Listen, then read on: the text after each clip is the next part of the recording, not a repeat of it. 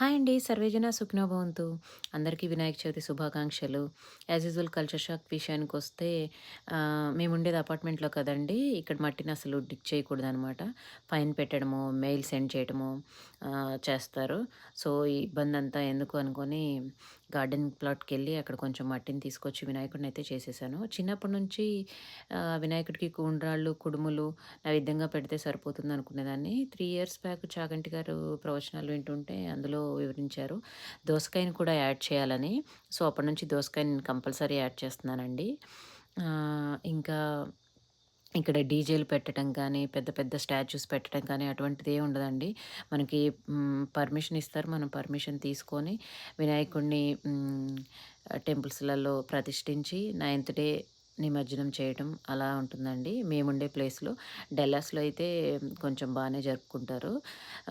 మీ అందరూకి నాకు తలపెట్టిన కార్యక్రమాల్లో ఏ విఘ్నాలు జరగకుండా ఉండాలని ఆశిస్తున్నాను.